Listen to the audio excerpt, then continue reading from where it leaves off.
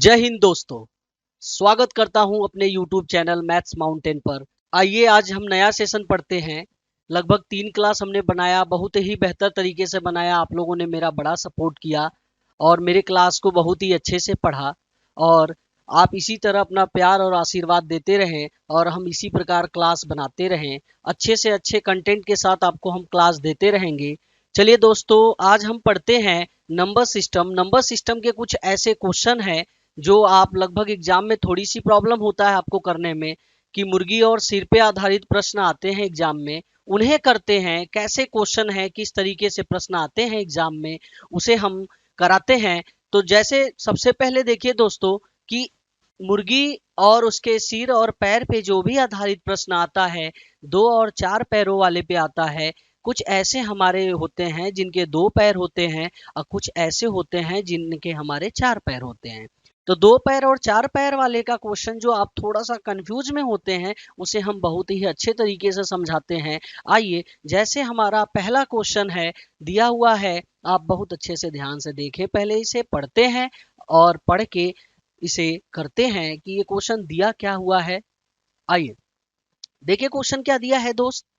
कह रहा है कुछ मुर्गी और कुछ गाय हैं, सिरों की संख्या 48 है, पैरों की संख्या 140 है, तो मुर्गी की संख्या बताएं। कुछ मुर्गी और कुछ गाय हैं, सिर की संख्या 48 है, पैर की संख्या 140 है, तो मुर्गी की संख्या बताएं। आइए दोस्त करते हैं, इसे किस प्रकार हम सॉल्व कर सकते हैं एग्जाम में। इसका देखिए एक छोटा सा ट्रिक होता है, अगर उस ट्रिक को आप ध्यान दें तो आसानी से इसे कर सकते हैं। बिना ट्रिक के भी आप लगा सकते हैं एग्जाम में। जैसे ट्रिक क्या है, ट्रिक को आप कर देंगे सिर का दुगना। सिर का दुगना, सिर का दुगना कर देते हैं और पैर का आधा कर देते हैं। पैर का आधा कर देते हैं। सिर का दुगना पैर का आधा करके घटा देते हैं। सिर का दुगना पैर का आधा करके घटा देते हैं और घटाने पे 2 पैर वालों की संख्या आती है। तो क्या है प्रश्न में दिया हुआ, देखिए सिरों की संख्या 48 है, 48 का दुगना कर दें आप। पैर का संख्या 140 है, 140 का आधा कर दीजिए, 140 का आधा हो जाएगा 70।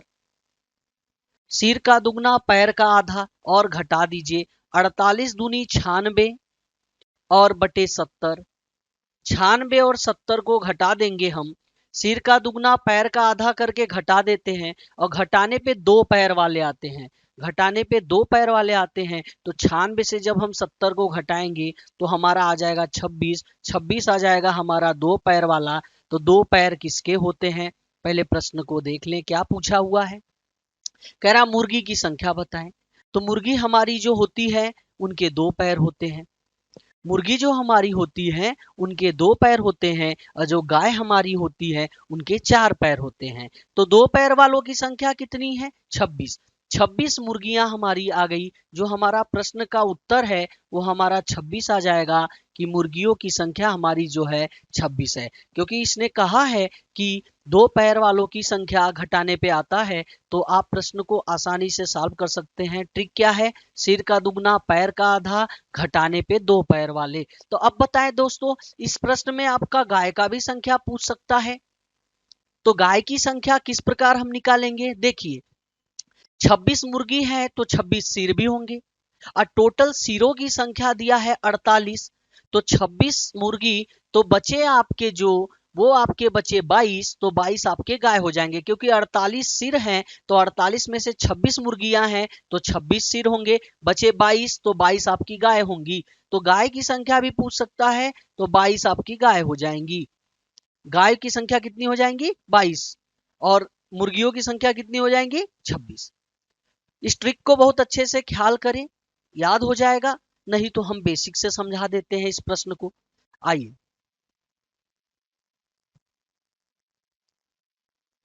बेसिक क्या है मित्र, देखो जब सबसे पहले करते क्या है, हम मान लीजिए मुर्गी को x मान लेंगे, मुर्गी को x मान लेंगे और गाय को y मान लेते हैं, गाय को y मान लेते हैं। मुर्गी हमारी x है, गाय हमारे y है। तो पहले इनके सिर को लेके चलते हैं, इनके सिर को लेके चलते हैं, फिर इनके पैर को लेके चलेंगे। जो सिर है, सिर क्या है देखिए, एक मुर्गी के एक सिर तो x प्लस एक गाय के एक ही सिर तो y, और सिरों की संख्या दिया है 48, समीकरण नंबर 1 मान लेंगे। आइए पैर को लेके चलते हैं। मुर्गियों के कितने पैर होते हैं 2x, गाय के कितने पैर होते हैं 4y, 2x प्लस 4y, अब पैरों की संख्या दिया है 140, समीकरण नंबर 2 मान लेते हैं। अब करेंगे क्या, समीकरण 1 समीकरण 2 को बैलेंस करेंगे। तो समीकरण 1 में 2 से हम गुणा कर दें, समीकरण 1 में 2 से गुणा कर दें तो ये हमारा हो जाएगा 2x प्लस 2y बराबर 48 दूनी 96, और समीकरण 2 हमारा स्थिर रहेगा तो 2x प्लस 4y बराबर 140। इधर हमारा क्या हो जाएगा दोस्त, ये तो कट जाएगा, बचेगा 2y और 4y घट जाएगा तो आपका आ जाएगा 2y, इधर भी घट जाएगा तो 10 से 6 गया 4, बचा आपका कितना 13, और 13 में से 9 गया 4, आपका आ जाएगा y बराबर 2 से हमने काट दिया 22 बार में, तो y बराबर हमारा आ जाएगा 22। तो y हम किसे माने हैं, गाय को माने हैं, तो गाय की जो हमारी संख्या आ जाएगी वह 22 आ जाएगी। गाय की संख्या हमारी क्या आ जाएगी 22 आ जाएगी। अब प्रश्न पूछा है मुर्गी की संख्या बताएं, तो गाय अगर हमारी 22 है तो 22 गाय तो 22 सिर, और टोटल सिर हमारा 48 है, तो 48 में से 22 घटा देंगे तो हमारी मुर्गी की संख्या जो आ जाएगी वह हमारी आ जाएगी 26। तो दोस्तों ये है कंसेप्ट, कंसेप्ट से भी आप प्रश्न को आसानी से हल कर सकते हैं, नहीं तो उस ट्रिक को याद कर लेंगे तुरंत हो जाएंगे क्वेश्चन एग्जाम में। आइए एक और तरीका समझा देते हैं, इसको हम ऑप्शन से भी खेल सकते हैं, ऑप्शन से एग्जाम में तुरंत खेल जाएं आप। कैसे, ध्यान से सुने। ऑप्शन दिया रहेगा एग्जाम में, अगर आपको कोई कंसेप्ट कोई ट्रिक नहीं याद है तो एग्जाम में आप ऑप्शनों से खेल जाओ। ऑप्शन कैसे खेलेंगे, 30, 26, 28, 40 दिया है। हम करेंगे क्या, आइए सीधे करते हैं। तो प्रश्नों को पहले पढ़ते हैं कि मुर्गी की संख्या बताएं। तो मुर्गी की संख्या कैसे आएगी, ध्यान से सुने। अगर हम मुर्गी की संख्या पूछा है, अगर हमारा 30 मुर्गी हैं, 30 मुर्गी हैं, 30 मुर्गी हैं, तो 30 मुर्गी तो 30 सिर, और टोटल सिर है 48, तो हमारी 18 ठो गाय हो जाएंगी, 18 ठो क्या हो जाएंगी, गाय हो जाएंगी। तो 30 मुर्गी तो हर मुर्गी के 2 पैर होते हैं, तो 30 दूनी 60 पैर हो जाएंगे। हर गैया के 4 पैर होते हैं, तो 18 चौक 72 पैर हो जाएंगे। 60 और 72 हम जोड़ेंगे तो 140 पैर हमारा नहीं आएगा, इसलिए हमारा ऑप्शन 30 गलत है। 26 को चेक करते हैं, यही हमारा उत्तर है, तो चेक कर लिया जाए। अगर 26 मुर्गी हैं, 26 मुर्गी हैं, और 26 मुर्गी तो 22 गैया,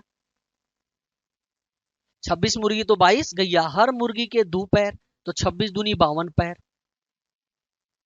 और हर गैया के 4 पैर, तो 22 चौक 88 पैर। आइए इसे जोड़ते हैं, 52 पैर और 88 पैर को जोड़ के हमारा 140 पैर आ जाएगा।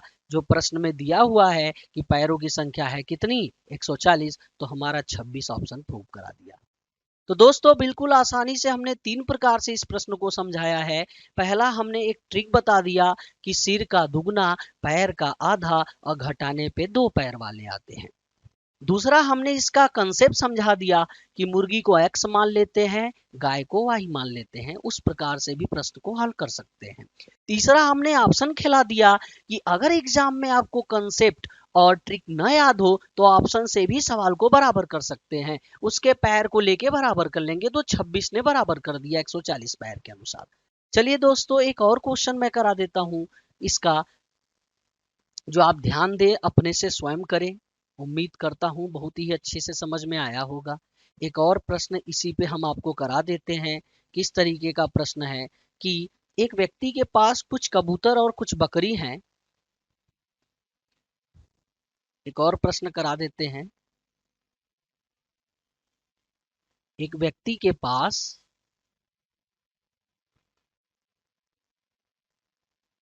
कुछ कबूतर और बकरियां हैं। कबूतर और बकरी हैं। सिर की संख्या 60 है। सिर की संख्या 60 है। सिर की संख्या 60 है। पैर की संख्या 160 है। 160 है। तो कबूतर कितने हैं? कबूतर हैं। आइए दोस्तों, इसको हम ट्रिक से हल कर लेते हैं जो हमने बताया। बाकी 3 विधि आपको समझा दिया, आप कुछ भी लगा सकते हैं। क्या है? देखिए ध्यान से समझाते हैं दोस्त कि सिर का दुगना, पैर का आधा, पैर का आधा, घटाने पे 2 पैर वाले, घटाने पे 2। सिर कितने हैं इसके? 60। 60 का दुगना ले लेंगे हम 120। पैर का आधा, पैर हमारा है 160, इसका हम आधा कर देंगे 80 आ जाएगा। घटा देंगे, घटाने पे 2 पैर वाले, 120 से 80 घटाएंगे हमारा आ जाएगा 40। 2 पैर वाले, 2 पैर किसके होते हैं? कबूतर के होते हैं। तो हमारे 40 कबूतर आ जाएंगे। 40 कबूतर आ जाएंगे। अगर 40 कबूतर है तो हमारा बकरी का संख्या भी पूछ सकता है। 40 कबूतर तो 40 सिर, और टोटल सिर है 60, तो 20 हमारी बकरी हो जाएंगी। 20 हमारी क्या हो जाएंगी? बकरी हो जाएंगी।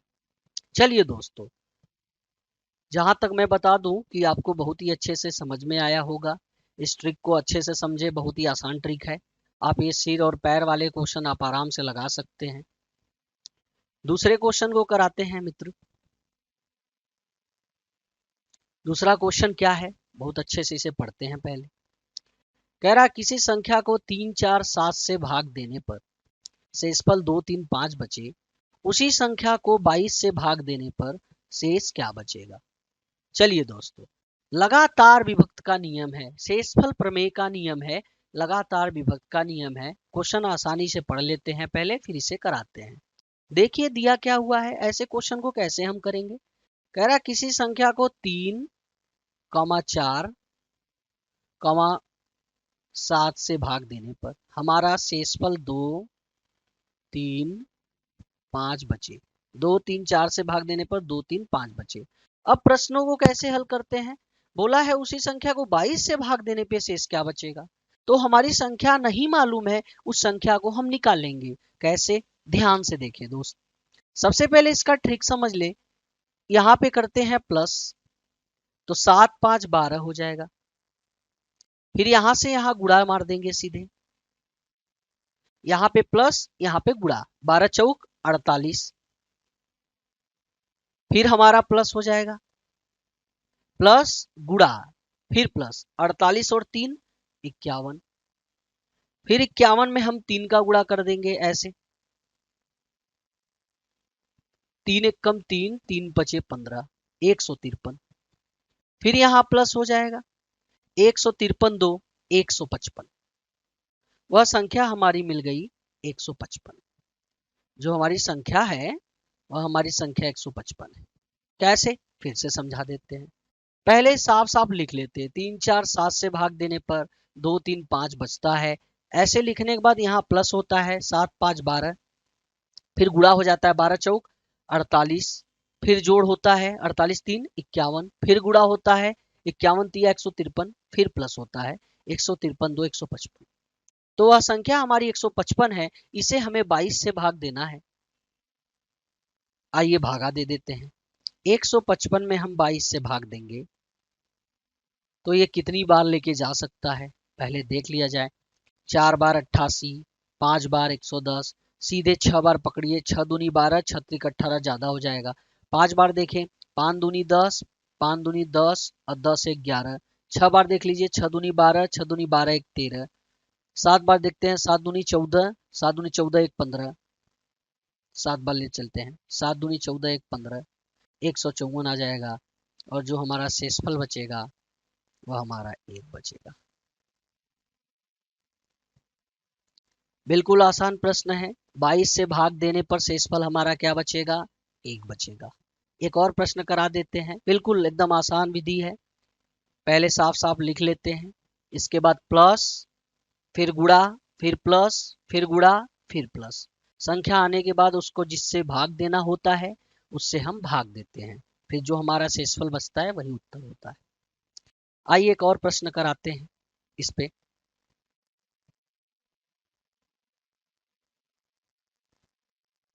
एक और प्रश्न आप देख लीजिए, किसी संख्या को लगातार 5, 2, 4, 7 से भाग देने पर, इस पे एक और प्रश्न आप कर लें स्वयं उदाहरण के तौर पे। किसी संख्या को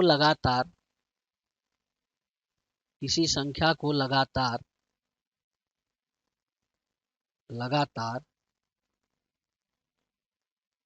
5, 4, 5, 2, 4, 7, 5, 2, 4, 7 से भाग देने पर,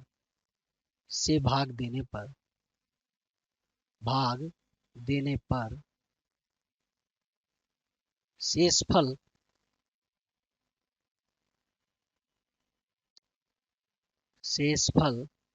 हमारा जो बचता है 3, 1, 3, 3 बचता है। शेषफल 3, 1, 3, 3 बचता है।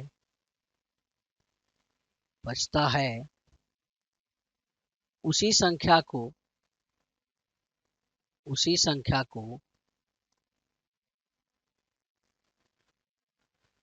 12 से भाग देने पर शेष क्या बचेगा? 12 से भाग देने पर शेष बचेगा। आइए चलिए डियर फ्रेंड इसको हल करते हैं। क्या है प्रश्न अच्छे से आप देख ले। किसी संख्या को लगातार 5, 2, 4, 7 से भाग देने पर शेषफल 3, 1, 3, 3 बचता है। उसी संख्या को 12 से भाग देने पर शेष क्या बचेगा? तो वही नियम अपना ले, पहले आप 5, 2, 4, 7 लिख दें। फिर बच क्या रहा है? 3, 1, 3, 3। क्या बताया था हमने? प्लस गुणा प्लस गुणा प्लस गुणा। यहाँ पे लगा दीजिए प्लस, 7, 3, 10, फिर गुणा करा दीजिए, 10 चौक 40, फिर प्लस कर दीजिए, 40 3 43, फिर गुणा कर लीजिए, 43 दूनी 86, फिर प्लस कर लीजिए 86 1 87, फिर गुणा कर लीजिए 5 7 35, 5 8 40, 3 43, फिर जोड़ दीजिए 435 और 3 438। हमारी जो संख्या आ गई वह 438 आ गई। अब इसे हमें किससे भाग देना है? संख्या हमारी 438 आ गई, इसे हमें भाग देना है 12 से। आइए यहीं पे भाग दे लिया जाए, भाग यहीं पे दे लिया जाए। 12 तिया 36, 7 बचा, 12 तिया 36, 7 बचा, 78 हुआ, 12 छंग 72, 6 बचा। जो हमारा शेषफल आएगा वह हमारा 6 आ जाएगा। बिल्कुल आसान प्रश्न है दोस्त, लगातार विभक्त का नियम है, शेषफल प्रमेय का सवाल है। आप बहुत अच्छे से समझेंगे, प्लस गुणा वही इसका ट्रिक है, बिल्कुल आसानी से प्रश्न को हल कर सकते हैं। दोस्तों एक बात बहुत ध्यान से सुने आप, कि आप बहुत सारे प्रश्नों में परेशान होते हैं। मैं इस तरीके से आपको समझाने का प्रयास करूंगा कि जो भी हमारे कमजोर छात्र हैं वो सभी को समझ में आए। मैं खुद चाहता हूं कि आपको किस तरीके से समझा दूं कि अपने सारे गुणों को किस तरीके से मैं बाहर करके दे दूं आपको कि समझ में आ जाए। आइए एक और टाइप का क्वेश्चन कराते हैं, सभी परीक्षा के दृष्टिकोण से महत्वपूर्ण प्रश्न है। आप बहुत ध्यान से इसे पढ़ें और समझें, बिल्कुल समझ में आएगा। आइए तीसरा प्रश्न हल करते हैं। काफी इंपॉर्टेंट प्रश्न है, ये हमेशा एग्जाम में कहीं ना कहीं आपको देखने को मिलेगा। ये प्रश्न ऐसा प्रश्न है जो लगभग आपका SSC, bank, railway, CTET, TET, super TET सभी एग्जामों के प्रश्न हैं। आइए इसे बहुत अच्छे से पढ़ते हैं। पहले क्या कह रहा है? कह रहा है 67 के पावर 82 प्लस 123 के पावर 121 प्लस 567 के पावर 1476 का इकाई अंक बताएं, लास्ट यूनिट ऑफ नंबर। तो इकाई अंक ज्ञात करने के लिए करते क्या है मित्र, कि सबसे पहले जितने घात लगे हों सारे घातों को हम 4 से भाग देते हैं। घातों को हम क्या करते हैं? 4 से भाग देते हैं। इकाई अंक के जो भी आपको प्रश्न मिले उसमें हम घातों को 4 से भाग देते हैं। तो चलिए पहले हम 82 को 4 से, पहले प्रश्नों को हम लिख देते हैं। 67 के पावर 82 प्लस 123 के पावर 121, दोबारा लिख देते हैं मित्र, प्लस 123 के पावर 121 प्लस 567 के पावर 1476। इसका इकाई अंक निकालना है। इकाई अंक क्या होता है? जैसे हम बचपन में पढ़ते आए थे 5 दहाई 3 इकाई, तो जो हमारा अंतिम छोर पे अंक होता है उसे हम इकाई अंक बोलते हैं। चलिए दोस्त, सबसे पहले हमने बताया कि इसको 4 से भागा कर देते हैं, तो 82 को आप 4 से भागा दे देंगे। 82 को 4 से भागा देंगे तो 20 चौक 80, 20 चौक 80 2 बचाएगा, तो 2 बचाएगा तो हम इकाई अंक के पावर में लिख देंगे, तो 7 के पावर 2 बच जाएगा। 4 से भागा दिया 80, 2 बचा, तो इकाई अंक के पावर में लिख देंगे, घात में लिख देंगे, प्लस 4 में इससे भाग दीजिए, 4 तिया 12, 30 बार में गया, 30 चौक का 120, 1 बचा, तो 3 के पावर 1 लिख देंगे, प्लस लास्ट के अंक को भाग दे दीजिए, पूरे को नहीं देना है, लास्ट के अंक को भाग दे दीजिए, या पूरे को देंगे तो पूरा 4 से कट जाएगा। 4 तिया 12, पूरे को देंगे तो 4 से कट जाएगा, तो इससे बेहतर है कि लास्ट के 2 अंक को भाग दे दीजिए। तो 76, 76 में 4 का भागा देंगे, पूरा का पूरा कट जाएगा। तो देखिए 2 नियम होता है, किसी भी संख्या के घात 0 होता है तो उसका मान 1 होता है, लेकिन अक्सर आप ये भी देखेंगे कि इसे हम ये भी लिख सकते हैं, ध्यान से सुने, ये 4 से पूरा कट जाएगा तो हमारा 2 विधि समझ लीजिए। पहले 4 7 के पावर क्या हो जाएगा 0, तो जब 7 के पावर 0 हो जाएगा, क्यों? क्योंकि ये पूरा 4 से कट गया, तो हम 0 लिख देंगे। आइए इसे हल करते हैं। 7 का स्क्वायर क्या हो जाएगा 49, का 9 ही लिखते हैं लेकिन पूरा लिख के समझा दे रहे हैं। 3 के पावर 1 तो 3, और 7 के पावर 0 तो 1। किसी भी संख्या घात 0 उसका मान 1 होता है, तो इसका लास्ट अंक ले लीजिए, 9 3 12, 12 1 13, और 13 का जो इकाई अंक है वो क्या है 3 है। यही हमारा उत्तर हो जाएगा। एक बात और दोस्तों ध्यान देना, आप लोग एक बात और ध्यान से सुनिएगा कि अगर जिसके पावर 0 है उसका मान 1 तो होता है, लेकिन एक और बात ध्यान दीजिएगा, जैसे अगर ये 4 से पूरा कट गया तो आप चाहते तो इसे 7 के पावर 4 भी लिख सकते थे। जो मान पूरा कट जाए घात तो उसको पावर में 4 भी लिख सकते थे। तो 7 के पावर 4 का मतलब 7 सत्ते 49 गुणे 49, तो 49 गुणे 49 का कॉर्नर देख लीजिए। जैसे 4 क्यों लिखा, जब 4 से पूरा विभक्त हो जाता है तो या तो पावर में 0 लिख दीजिएगा या तो पावर में 4 लिख दीजिएगा। तो 7 के पावर 4 है, तो हम क्या करेंगे 7 गुणे 7 गुणे 7 गुणे 7, ये करते तो यही आता आपका एक, कैसे 7 सत्ते 49 गुणे 7 सत्ते 49, तो 9 9 81, और 81 का क्या है 1, यही एक यहाँ हम लिख रहे हैं। अब समझ में आया होगा, बिल्कुल आसानी से समझाने का पूरा प्रयास किया। इकाई अंक निकालते कैसे हैं, चुटकियों में इकाई अंक निकाल सकते हैं कि पावर को 4 से भाग देते हैं। 4 के भाग का हमने नियम भी बता दिया। एक और प्रश्न आप करेंगे, बड़ा अच्छा है, जो परीक्षा में पूछा हुआ है। एक और क्वेश्चन को हम करते हैं, ठीक है मित्र, ध्यान से देखें। इसी पे एक और क्वेश्चन हम करवा देते हैं, इकाई अंक का, जो परीक्षा में आया हुआ है। बहुत अच्छे से आप उसे पढ़ें और समझें। जैसे दिया है 633 के पावर 24, एक और प्रश्न आप कर लेंगे तो उचित होगा आपके लिए। 633 के पावर 24, 633 के पावर 24 माइनस 277 के पावर 38, माइनस 277 के पावर 38 प्लस प्लस 266 के पावर 54, 266 के पावर 54, इसका इकाई अंक निकालना है। इसका हमें इकाई अंक निकालना है। तो दोस्तों ध्यान से सुने आप, ये परीक्षा में आया हुआ प्रश्न है, काफी बढ़िया प्रश्न है।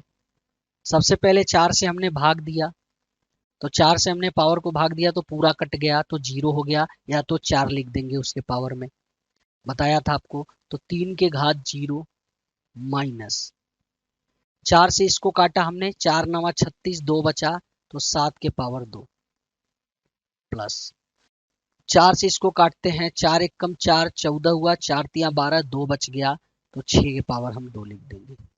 किसी भी संख्या के घात 0 उसका मान 1 होता है। -7 का स्क्वायर 49 का हम 9 लिखेंगे। 6 का स्क्वायर 36 हम 6 ही लिखेंगे। आइए इसे हल करते हैं। ये है 9 + 6, तो ये प्लस और ये प्लस आके यहाँ जुड़ेगा, तो 6 और 1 7 हो जाएगा। 7 में से हम 9 घटाएंगे। इसमें सभी विद्यार्थी फंसने वाले हैं, इसका उत्तर गलत दे देंगे। 6 में 1 जुड़ा, प्लस प्लस जुड़ गया तो 7 हुआ। 7 में से 9 घटाएंगे, तो 7 में से 9 घटेगा नहीं। तो जब भी ऐसी कंडीशन हो इकाई अंक में, तो आप करते क्या हैं, ऐसे प्रश्नों में उधार ले लेते हैं। तो कभी भी छोटे को बड़े से नहीं घटाया जाता है, उधार लेके घटाया जाता है इकाई अंक में। तो ये उधार लेगा खुद से, एक अपने दोस्त से उधार ले लिया, तो ये हो जाएगा 17।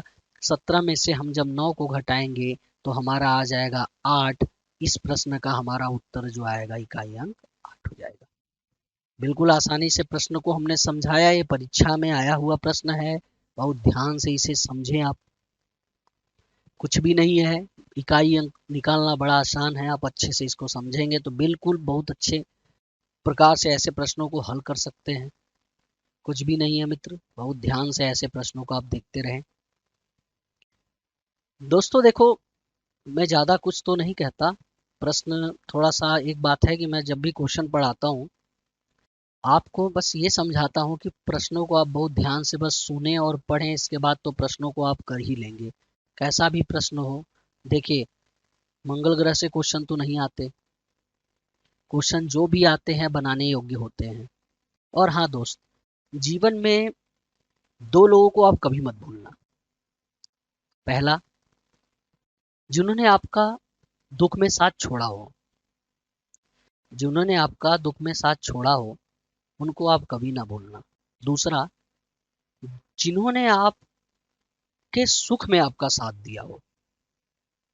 आई थिंक जब आपके पास को पैसा हो तब आपका लोग साथ दिए हो, वैसे व्यक्ति का आप भूलना मत। दूसरा ये है कि जो भी व्यक्ति है आपका दुख में साथ छोड़ा है, आपको इग्नोर किया है, उस आदमी को भी कभी मत भूलना। कहा जाता है, एक छोटे से लफ्जों में कहते हैं कि मंजिलें उन्हीं को मिलती है जिनके सपनों में जान होती है। मंजिलें उन्हीं को मिलती है जिनके सपनों में जान होती है। पंखों से कुछ नहीं होता मेरे दोस्त, हौसलों से उड़ान होती है। तो दोस्तों, मेरा चैनल है मैथ्स माउंटेन चैनल, अभी मैं शुरुआत ही किया हूँ। आप लोग ढेर सारा प्यार और आशीर्वाद दें हमें। अच्छे से मेरे चैनल को सब्सक्राइब करें, शेयर करें, इसे पढ़ें और समझें। परीक्षा के दृष्टिकोण से हम बहुत ही अच्छे प्रकार के प्रश्न को लाते हैं, आपको करवा रहे हैं, छोटे छोटे टॉपिक को दे रहे हैं। आप बहुत ध्यान से इसे समझें। बहुत कुछ तो नहीं है, इसे को बहुत ध्यान से समझेंगे तो आप बहुत आसानी से प्रश्नों को हल कर पाएंगे। एक एक चीज मैंने तोड़ के बताया, सिर और पैर पे आधारित प्रश्नों को करा दिया, इकाई अंक करा दिया और लगातार विभक्त का नियम करा दिया। 3 टाइप के क्वेश्चन जो एग्जाम में आपको कहीं ना कहीं देखने को मिलते हैं।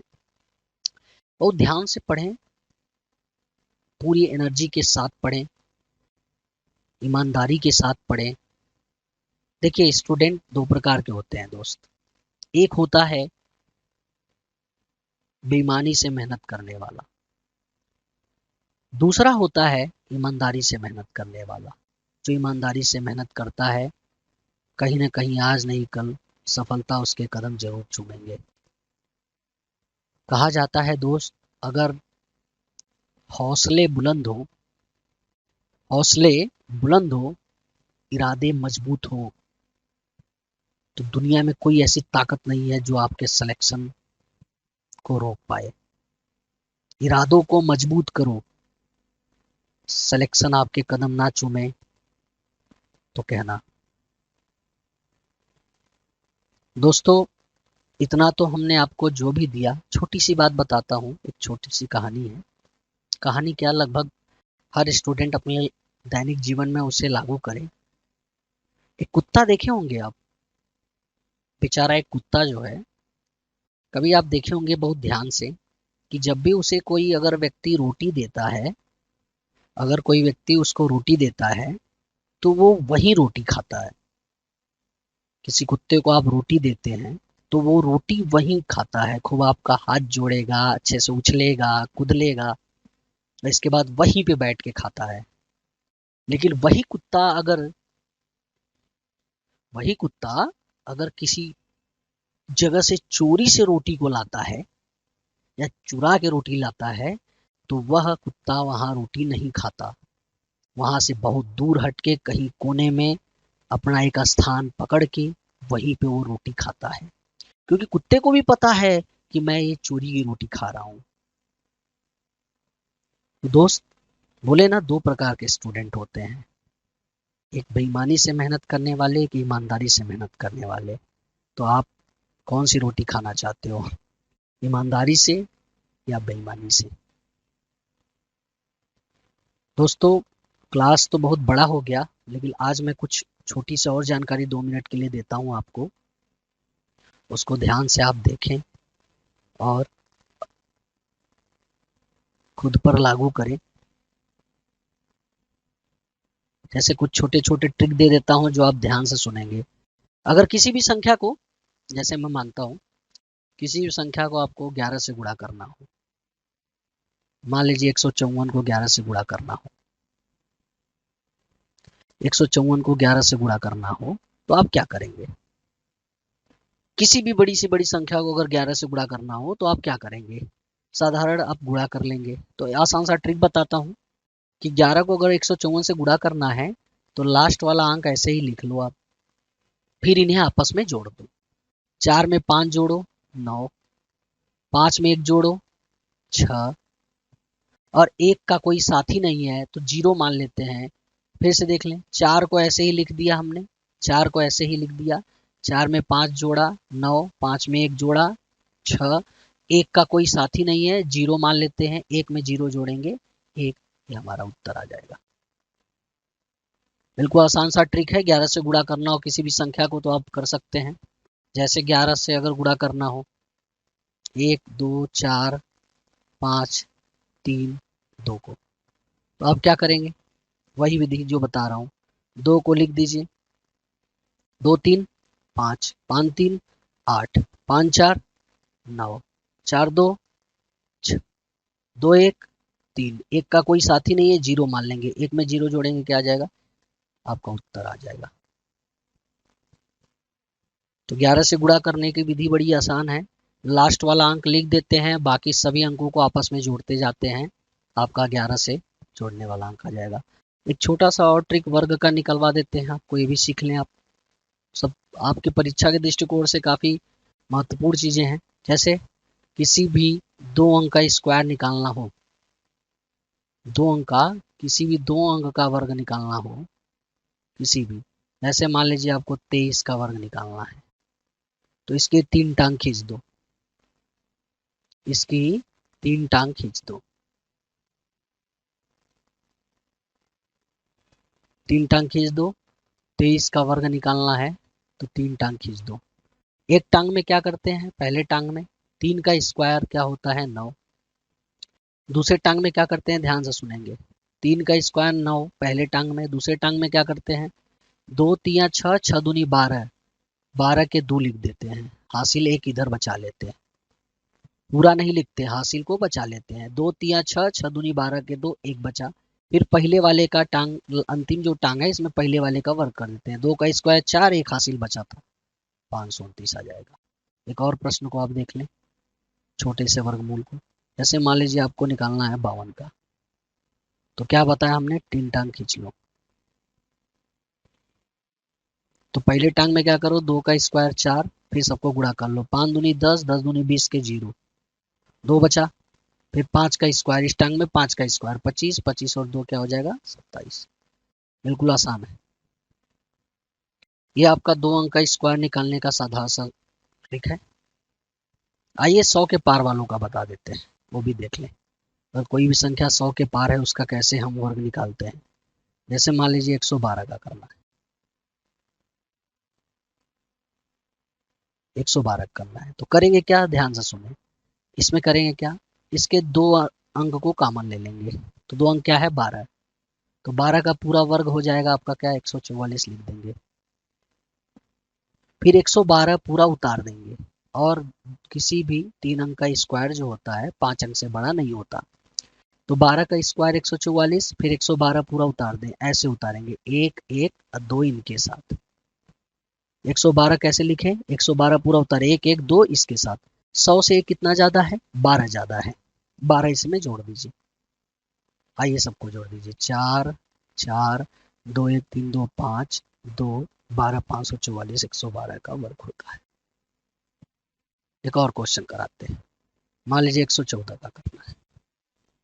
क्या बताया हमने, दो अंक कॉमन ले लीजिए, 14 का स्क्वायर होता है 196, 114 उतार दीजिए 1 1 4 इनके साथ, 100 से कितना ज्यादा है 14 ज्यादा है, जोड़ दीजिए 6 9 4 1 5 4 9 1 1 2 12 500 12 996, ये आपका 114 का स्क्वायर है। जहां तक मैं उम्मीद करता हूँ बहुत ही बढ़िया से समझ में आया, आपको अच्छे से समझ में आया। तो दोस्तों छोटी छोटी बात है, समझते रहें, मेरे चैनल को सब्सक्राइब करते रहें, लाइक करते रहें, कमेंट करते रहें, शेयर करते रहें। चलिए दोस्तों आज के लिए इतना ही काफ़ी है, थोड़ा सा तबीयत डाउन है, बाकी फिर मिलते हैं नए अंदाज के साथ, नए जोश के साथ, नई ताकत के साथ, नई दिशा के साथ और नए उमंग के साथ। जय हिंद दोस्तों।